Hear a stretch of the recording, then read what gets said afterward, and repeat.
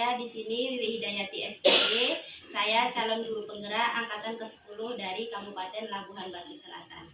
Nah, di sini saya sudah berada di ruangan Ibu Kepala Sekolah SD Swasta Widya Dharma bersama Ibu Maisyarah SPD.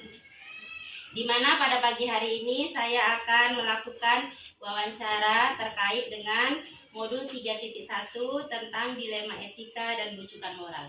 Assalamualaikum warahmatullahi wabarakatuh, Bu Maisyarah. Waalaikumsalam warahmatullahi wabarakatuh, Bu Wiwi. Bagaimana kabarnya pada pagi hari ini, Bu? Alhamdulillah baik, sehat dan semangat. Iya, tetap semangat ya Ibu ya. Mohon maaf Ibu, pada pagi hari ini saya mengganggu waktu Ibu. Di mana saya di sini pada pagi hari ini akan melakukan sesi wawancara terkait modul 3.1 Ibu, dengan dilema etika dan bujukan moral. Di mana kita sebagai pendidik, tentunya Ibu sebagai kepala sekolah di sini tentunya memiliki kasus-kasus yang dihadapi bersama pendidik yang ada di sekolah ini atau orang tua, wali murid ataupun kepada siswa ya Ibu. Kira-kira sebagai kepala sekolah ada tidak Ibu menghadapi dilema etika di sekolah Ibu? Untuk dilema etika ada di sekolah itu ya sudah menjadi tidak rahasia lagi, setiap sekolah pasti Berarti ada ya Ibu ya, karena memang kita di sekolah ini berjumpa dengan berbagai macam karakter ibu dan bapak guru dan juga orang tua siswa dan juga murid-murid yang ada di sekolah. Kira-kira Ibu kalau boleh tahu apa sih dilema etika yang dihadapi di sekolah Ibu ini? Dilema etika yang dihadapi sekolah kita ini itu dari segi kedisiplinan, kehadiran, di mana visi misi kita itu di situ kan mencakup bahwa siswa dan guru hadir di sekolah itu pukul 7. Nah, di sini setelah kita amati ternyata dari faktor disiplin yang banyak belum menjalankan sesuai dengan visi dan misi kita. Berarti dilema yang Ibu hadapi di sini terutama tentang kedisiplinan ya Ibu, kehadiran dari guru-gurunya dan juga siswa-siswanya ya Ibu ya. Nah, jadi selama ini bagaimana Ibu dapat mengidentifikasi kasus-kasus yang merupakan dilema etika terkait dengan bujukan moral, terkait dengan kedisiplinan yang ada di sekolah ini Ibu? Yang pertama mengidentifikasi dulu permasalahannya mulai dari siswa dan pendidik dan pendidikan yang bermasalah. Kita identifikasi itu apa penyebabnya sehingga mereka itu datang terlambat, apakah seperti siswa tidurnya terlalu malam, kan kita harus berkolaborasi dengan orang tua siswa ya kan, agar anaknya itu dijaga malam supaya waktu istirahatnya itu cukup, misalnya pukul 21 harus istirahat. Kemudian untuk guru ini tadi juga harus seperti itu juga ya, gunakan waktunya itu memang untuk istirahat dan datang ke sekolah itu tepat waktu. Oke ya Ibu ya, sungguh sangat luar biasa ya Ibu. Jadi selama ini bagaimana Ibu menjalankan pengambilan keputusan sekolah Ibu, ya, terutama kasus-kasus yang dimana tentunya kadang keterlambatan dari guru ataupun siswa memiliki alasan tertentu ya Ibu, mungkin karena hujan ataupun karena memang ada keperluan keluarga, kan dua-duanya benar alasannya. Jadi bagaimana kira-kira Ibu dapat mengambil keputusan tersebut? Untuk tindakan yang kita lakukan seperti tidak disiplin itu tadi kan ada faktornya. Mungkin cuaca hujan kita masih toleransi ya kan. Kalau cuacanya cerah masih juga terlambat, kita adakan sanksi. Misalnya satu kali mereka tidak hadir, kita buat sanksinya misalnya mengutuk sampah. Setelah 2 dan 3 kali kita suruh bawa tanah untuk menanam tanaman atau tanam kompos seperti itu kan. Istilahnya kita juga memberikan disiplin moral pada mereka. Dan kalau untuk guru ini tadi kan memang ya menjadikan contoh yang terbaik ya kan tidak mungkin seterusnya, pasti adalah mungkin kalau anak sakit gitu kan, kita kan punya solusi gitu kan. Di rumah itu bukan kita sendiri, kita kan bisa mempekerjakan orang, namanya udah bekerja nggak mungkin semuanya kita tangani sendiri. Jadi solusinya itu ya kita minta tolong orang yang untuk menunggu di rumah kita agar kita ke sekolah itu untuk menyelesaikan tugas-tugas di rumah itu ya kita harus istilahnya mempersiapkan materinya, modulnya semuanya agar anak kita di rumah itu tidak tertinggal. Oke Bu, berarti dari kasus-kasus Ibu itu Ibu sungguh sangat luar biasa ngambil keputusannya. Jadi memang di situ kita harus menyesuaikan kenapa dia bisa terlambat. Kita harus mengidentifikasi dulu ya Ibu ya. Jadi jangan asal main hukum saja atau memberikan sanksi yang apa ya Ibu tanpa mengetahui hal-hal yang memang urgen yang dihadapi oleh guru ataupun siswa tersebut. Dari masalah tadi atau dilema etika tadi tentang kedisiplinan, langkah-langkah atau prosedur seperti apa yang biasa Ibu lakukan selama ini? Langkah-langkahnya kita akan membentuk dari tim pengembang sekolah, kita memiliki tim bekerja sama, kita susunlah program-program melalui disiplin tadi, kehadiran kita, pulang meninggalkan sekolah itu tepat waktu, seperti itu, agar visi misi kita ini tadi berjalan dengan kondisi ya Bu ya. Jadi dari hal yang telah Ibu sampaikan tadi, prosedur-prosedur tersebut, hal yang Ibu anggap paling efektif dalam mengambil keputusan itu yang mana Ibu? Untuk pengambilan keputusan kita bermusyawarah dari pihak guru. Dari pihak guru itu kita memiliki tim pengembang sekolah di situ. Kemudian ada wakil kepala sekolah dan kita juga punya manajemen karena kita sekolah yayasan, ada manajemen kita itu pihak perusahaan. Nanti kita akan bekerja sama dengan mereka untuk mengambil suatu keputusan. Tentunya ya Ibu dalam menghadapi dilema yang telah Ibu sebutkan tadi tentang prosedur atau cara menanganinya, tentunya pasti ada tantangan ya Ibu, karena tidak akan mudah kita untuk menyelesaikan kasus-kasus tentang dilema etika apalagi kedisiplinan. Kira-kira dari langkah-langkah yang Ibu lakukan tadi, ada tidak tantangan yang dihadapi untuk mengatasi masalah kedisiplinan Ibu? Tantangannya itu pasti ada, ya kan. Untuk mengatasi masalahnya itu kita untuk dari segi pendidik kita pembinaan, ya kan. Kita pembinaan melalui siswa, kemudian kita juga mengundang orang tua siswa, mengidentifikasi permasalahan itu seperti apa agar anak ini tadi tidak terkendala. Kemudian dari unsur gurunya kita cari juga identifikasi masalah itu apa yang menjadi penyebab sehingga itu sering, kalau sekali-sekali itu mungkin ya wajar seperti dari cuaca buruk atau sakit ini yang maksudnya yang tidak ada yang sifatnya urgen tetapi melanggar kedisiplinan. Kita melakukan pembinaan. Kita melakukan pembinaan masih juga terulang, kita buat surat peringatan, kita ada SP ya kan, SP 1, 2, dan 3. Jika masih juga tetap melanggar sampai dengan peringatan ketiga, kita akan menyerahkan langsung kepada pihak manajemen perusahaan. Seperti itu. Berarti sungguh sangat luar biasa ya Ibu, sungguh sangat bijaksana tadi untuk menyikapi masalah-masalah tentang dilema etika. Kira-kira dari dilema etika yang Ibu hadapi tentang kedisiplinan, adakah seseorang atau faktor-faktor yang selama ini mempermudah atau membantu Ibu dalam mengambil keputusan dalam dilema etika ini Bu? Untuk mengambil keputusan saya tidak sendiri. Kita ikutin aturan dari dinas, ya kan. Aturan dari dinas itu apa? Apakah cocok dengan kondisi dengan sekolah kita saat ini? Kita musyawarah dengan para guru, kita lakukan kolaborasi, kita mengundang komite dan pihak perusahaan atau manajemen, kita akan melakukan musyawarah. Nah, dari hasil musyawarah itulah kita akan mengambil satu keputusan. Jadi keputusannya tetap mengacu kepada dinas pendidikan ya Ibu, kita sesuaikan dengan lingkungan yang ada di sekolah. Dan tentunya mungkin karena sekolah ini sekolah perusahaan, jadi kita juga masih tetap mengacu juga kepada keperusahaan dan tentunya pimpinan perusahaan ya Ibu.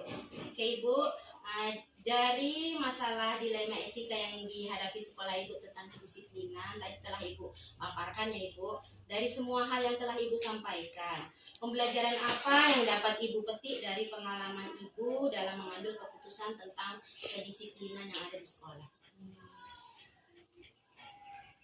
Setelah kita melakukan identifikasi semuanya, kita menuangkannya di dalam peraturan yang ada di sekolah.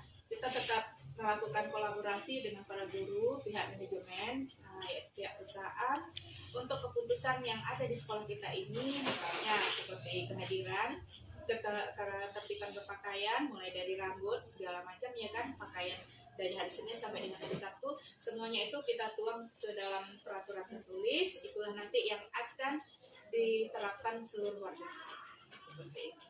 Baik Ibu, terima kasih tadi Ibu sudah melakukan bincang-bincang kita ya Bu terkait bujukan moral. Di mana bujukan moral itu sendiri adalah di mana kita bisa memutuskan suatu masalah antara benar atau salah, dan di mana kadang masalah itu memang benar-benar di mana benar dan benar ya Ibu. Jadi kita memang mengambil keputusannya memang harus berkolaborasi dengan pihak-pihak yang ada di sekolah dan pihak-pihak yang terkait dengan sekolah. Baik Ibu, terima kasih banyak atas waktunya. Di sini saya sangat berterima kasih sudah bisa ngobrol, bisa bercerita dengan Ibu. Jadi dari pengalaman Ibu, dari hal-hal yang Ibu sampaikan itu bisa menjadi pelajaran untuk saya, dan tentunya bisa saya terapkan di sekolah kepada siswa saya, agar dimana siswa saya bisa menjadi lebih disiplin, dan tentunya bisa menjadi pelajaran untuk saya juga bisa lebih disiplin ya Ibu, datang ke sekolah tepat waktu. Terima kasih banyak Ibu atas waktunya, dan saya akhiri. Wassalamualaikum warahmatullahi wabarakatuh. Waalaikumsalam warahmatullahi wabarakatuh.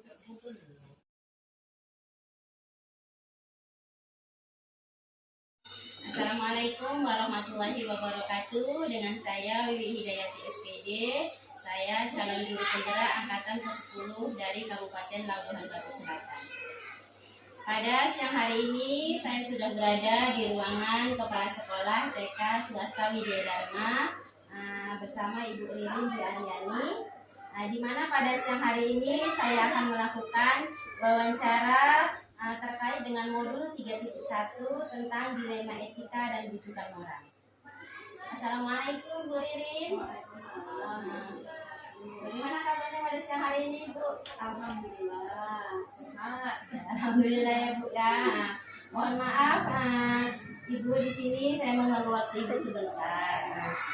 Di sini saya akan melakukan sesi wawancara terkait dengan dilema etika dan bujukan moral Ibu. Di mana biasanya kita sebagai pendidik, apalagi Ibu sebagai kepala sekolah, tentunya kadang harus memutuskan kasus-kasus yang terjadi di lingkungan sekolah ya Ibu. Dan kemudian tentunya Ibu harus memutuskan atau mengambil sesuatu yang terbaik dari kasus tersebut ya Ibu memutuskan. Terkait dilema etika Ibu Ririn, pernahkah Ibu selaku kepala sekolah menghadapi dilema etika yang ada di sekolah Ibu? Pernah Bu? Ya. Ada ya Ibu ya. Jadi berarti pernah ya Ibu merasakan di mana ada dilema etika yang ada di sekolah, karena memang kita di sekolah ini kan beragam guru, banyak guru, tentunya juga banyak karakter yang dimiliki oleh guru-guru yang ada di sekolah Ibu. Kalau boleh tahu Ibu, apa yang pernah Ibu alami tentang dilema etika di sekolah Ibu? Iya Bu, di sini dilema etika kita terhadap gurunya, yang mungkin gurunya ini belum ada untuk motivasi untuk menetapkan kualifikasi. Ada satu guru, jadi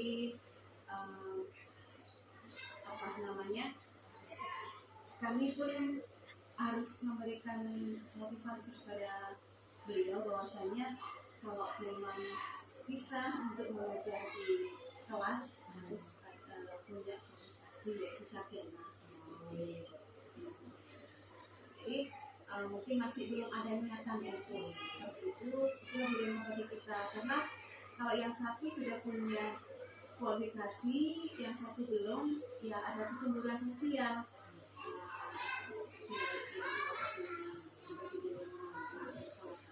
Berarti dilema sekolah Ibu tentang kualifikasi pendidikan ya Ibu ya, dimana harus disesuaikan dimana kita mengajar, karena memang sekolah ini sekolah TK, jadi paling tidak harus kualifikasinya lulusan dari sarjana PG PAUD ya. Terima kasih. Kira-kira bagaimana Ibu dapat mengidentifikasi kasus-kasus yang merupakan dilema etika atau bujukan moral?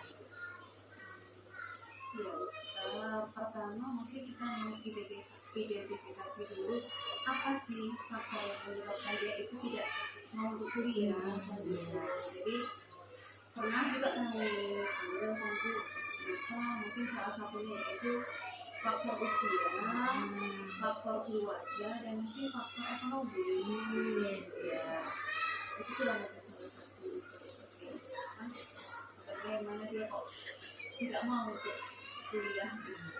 Mungkin karena faktor usia mungkin ya ibu, karena usianya mungkin punya anak sekolah lagi. Tapi kalau memang kita perhatikan, karena kita sebagai pendidik sebenarnya untuk belajar itu tidak memandang usia ya ibu ya, karena belajar itu sepanjang hayat ya ibu. Ya ibu, di sini yang saya mau tanyakan lagi, bagaimana ibu menjalankan pengambilan keputusan di sekolah ibu, terutama untuk kasus-kasus di mana tadi ini ya ibu, tentunya kepentingan yang sama-sama benar ya ibu. Sebabnya memang guru ini memang mengajarnya kan bagus, tetapi kualifikasinya yang memang kurang gitu ya. Jadi di mana sama-sama mengandung nilai-nilai kebajikannya ya ibu ya. Nah, di sini bagaimana ibu untuk menjalankan pengambilan keputusan tersebut? Iya, jadi di sini kami pun guru kami ini memang dia punya potensi yang besar, kreativitasnya banyak, cuman itulah mungkin banyak kualitas yang belum ada. Tetap kami sampaikan keputusannya bahwasanya dia tidak ada kecemburuan sosial dengan guru yang lain. Saya tegaskan bahwasanya kalau memang masih mau mengajar dengan luas harus kuliah. Tetapi kalau memang tidak ada keinginan untuk kuliah, ya kita pun menyayangkan juga dengan guru yang berpotensi itu ya sebagai guru bantu lagi. Jadi guru bantu yang mungkin karena tidaknya kalau legalitas dari sekolah kami ini kan harus semuanya S1 ya. Mungkin yang saya sampaikan bahwasanya harus tegas kita, bahwasanya kalau mau kuliah bisa untuk mengajari kelas, tapi kalau tidak mau kuliah ya tetap sebagai guru bantu saja. Begitu, tidak ada alternatif lain kalau di dinas mempunyai seperti sekarang itu ada dana seperti itu, mungkin harus kita sampaikan bahwasanya itu tidak akan mendapatkan. Ya. Jadi itu ya tadi untuk kasus-kasusnya, untuk menjalankan pengambilan keputusan sudah sangat luar biasa ya ibu ya. Memang harus kualifikasi pendidikannya harus tinggi PAUD ya, satu tinggi PAUD. Nah di sini bagaimana langkah-langkah atau prosedur seperti apa yang biasa ibu lakukan selama ini dalam menghadapi beliau? Gitu. Mungkin yang pertama itu kami mengadakan pendekatan dulu, pendekatan kepada guru kami, apa sih yang menjadi keinginan dia kok tidak mau untuk meningkatkan kualifikasinya itu. Kami habis pendekatan, lalu kita cari dulu apa sih faktornya dia kok tidak mau kuliah. Mungkin kami punya solusi, atau nanti keluarganya atau ekonominya bisa kita bantu seperti itu. Jadi memang sangat luar biasa ya ibu sebagai kepala sekolah ya, mencarikan solusi bagaimana supaya anggota ibu memang benar-benar mau berubah dan kualifikasinya lebih bagus lagi ya bu, terutama S1 tahun. Nah di sini hal-hal apa saja yang selama ini ibu anggap efektif dalam pengambilan keputusan pada kasus-kasus ini? Baik ibu, di sini hal-hal apa saja yang selama ini ibu anggap efektif dalam pengambilan keputusan pada kasus-kasus terkait dilema etika dari salah satu guru di sekolah ini? Ya baik bu ya, kasus kami tadi kan ada guru kami yang belum kualifikasi S1. Jadi efektifnya kami selalu memberikan motivasi dan dukungan serta semangat bahwasanya belajar di usia yang mungkin sudah tidak terlalu muda ya Bu ya. Nah, itu memang agak susah, tapi kita sebagai kawan-kawan sama gurunya, kepala sekolah juga akan ikut membantu juga Bu, membantu juga bahwasanya kalau kita saling bekerja sama, kami kita tim untuk legalitas juga di daerah kami, ayo semangat, gitu Bu, akan kita bantu. Ya ibu sungguh sangat luar biasa ya ibu ya. Dukungan dari rekan-rekan guru yang ada di sekolah ini agar memang temannya itu bisa melanjutkan sekolah lagi ya Ibu ya untuk S1 tinggi PAUD. Selanjutnya, apakah Ibu memiliki sebuah tata kala atau jadwal tertentu dalam sebuah menyelesaikan kasus dilema tersebut? Seperti bentuk atau prosedur seperti apa yang ingin Ibu lakukan? Mungkin pertama akan kami panggil ya Bu ya, face to face dulu lah. Apa sih yang menjadi faktor utama kok tidak mau kuliah lagi gitu. Baru kalau sudah kita menanyakan, jadi kita solusinya bagaimana. Jadi mungkin berpikir, jadi kesinambungan juga, mungkin berpikir dulu, baru besoknya akan kami panggil lagi juga bagaimana keputusannya. Memang tetap mau dengan pendidikan tidak mau melanjut atau sudah ada keputusan ingin melanjutkan itu. Kemudian adakah seseorang atau faktor-faktor yang selama ini mempermudah atau membantu Ibu dalam mengambil keputusan dari kasus dilema tersebut Ibu? Ada Bu, mungkin salah satunya yayasan kami dibantu dengan komite sekolah. Jadi apa-apa saja yang menjadi permasalahan yang ada di sekolah kami itu alhamdulillah selalu dimusyawarahkan dengan yayasan komite. Luar biasa, koordinasi yang sangat luar biasa ya Ibu ya. Jadi selain berkoordinasi dengan guru-guru yang ada di sekolah, juga berkoordinasi dengan yayasan dan komite tentunya ya Bu untuk pengambilan keputusan ini. Jadi Ibu di sini mungkin pertanyaan terakhir dari saya ya Ibu, dari semua hal yang telah Ibu sampaikan, pembelajaran apa yang dapat Ibu petik dari pengalaman dalam Ibu mengambil keputusan tentang dilema etika yang sedang Ibu hadapi ini? Yang kesimpulannya bahwasanya memang semua dilema permasalahan etika itu pasti ada jalan solusinya. Di sini salah satunya dari berbagi tadi bahwasanya kalau ingin maju, kalau ingin legalitas TK kita itu terbaik, kita harus kuliah S1 tinggi PAUD. Dan apabila tidak mau, tidak ada keinginan, ya harus punya kesadaran diri bahwasanya kita tidak boleh untuk mengajar di depan kelas. Sungguh luar biasa ya Ibu ya, dimana dilemanya memang sungguh berat sebenarnya kita ya Ibu yang mengambil keputusan ini, tapi mau bagaimana lagi, itu sudah peraturan ya Ibu ya, dimana kita sama-sama tahu kalau peraturan kita mengajar di sekolah itu legalitas pendidikan itu sangat penting ya Ibu. Mau tidak mau, terutama Ibu sebagai kepala sekolah memang harus mengambil keputusan kebijakan, walaupun dimana nanti ada yang dirugikan kalau memang salah satu gurunya tidak mau berubah ya.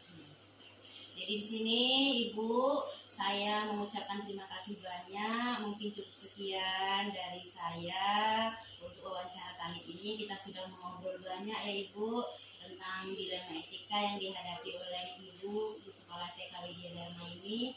Dari pengalaman Ibu, dari dilema Ibu itu bisa menjadi pembelajaran untuk saya, terutama ya juga bisa menjadi hal-hal yang positif yang nantinya bisa membangun untuk diri saya ke depannya dalam menghadapi permasalahan-permasalahan yang ada di sekolah, terutama mungkin di SD swasta Widya Dharma. Terima kasih atas waktunya Ibu. Saya ucapkan sekali lagi terima kasih. Wassalamualaikum warahmatullahi wabarakatuh. Waalaikumsalam.